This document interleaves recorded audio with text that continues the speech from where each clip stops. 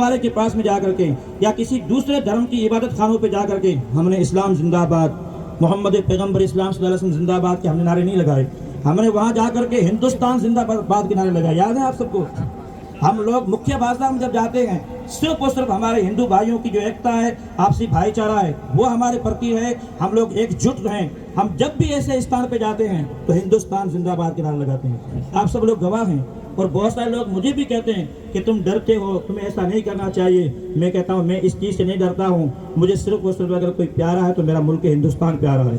हमारे यहाँ की गंगा जमुनी तहजीब वो प्यारी है। हमारे बुजुर्गों ने, मैं अपनी आंखों से देखता था। मैं जब 91 और 92 में जब 5th क्लास पढ़ने के लिए स्कूल जाता था, मेरी ढाणी से एक बस्ती की तरफ स्कूल जाता था, तो बीच में हमारे चौधरियों के घर आते थे। तो चूँकि सुबह सुबह सवेरे गर्मी के मौसम में स्कूल जल्दी लगती थी, तो सुबह सुबह नाश्ता नहीं मिलता था। तो हम लोग घर से निकलते, बीच में चौधरियों की ढाणियाँ आती थी। वहाँ हमारे क्लास फॉलो के बच्चे थे, वहाँ होते थे। हम लोग पहले उनकी ढाणी जाते, वहाँ राबड़ी वगैरह बनती थी, राबड़ी नाश्ते में जो बनती थी। तो हम लोग एक ही थाली में बैठ करके, वो चौधरियों के बच्चे हम सब एक ही थाली में वहाँ नाश्ता करते, और फिर वहाँ से हम लोग आगे स्कूल की तरफ जाया करते थे।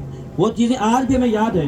हमारे अंदर कभी हिंदू मुसलमान आपसे ये जो जितनी आज खींचतान हो रही है, हमारे दिमाग में कभी ऐसा आया ही नहीं है। हमने कभी भी हिंदू भाइयों को अपने से अलग पीछे खड़े हैं, पहले मेहरबानी बैठ जाओ, उनके साथ में भाईचारा, हमारे भाई हैं, हमारी लाइफ का एक हिस्सा है, हमारे पड़ोसी हैं। हम कभी भी नहीं चाहते हैं कि उनके साथ में हमारे ऐसे रिश्ते बन जाएं कि जिसकी वजह से हमारी नाइतफाकियां फैलें। इसलिए हमने हमेशा कोशिश की है कि जब भी किसी धर्म की बात आती है, कोई इबादत खाना हो, कोई गुरुद्वारा हो, कोई मंदिर हो, कोई दूसरी ऐसी कोई भी जगह हो, वहाँ हम लोग शांतिपूर्वक रहें और वहाँ पे हम लोग प्यार और मोहब्बत का पैगाम दें। और हिंदुस्तान जिंदाबाद। एक बार आप भी कह दो, हिंदुस्तान हिंदुस्तान हिंदुस्तान। हम लोग हमेशा हिंदुस्तान और वतन परस्त रहे हैं। मोहब्बतें हिंदुस्तान के अंदर हमारे बुजुर्गों ने जाने दी हैं। हिंदुस्तान को आज़ाद कराने में लाखों लाख उलमाए किराम शहीद हुए हैं।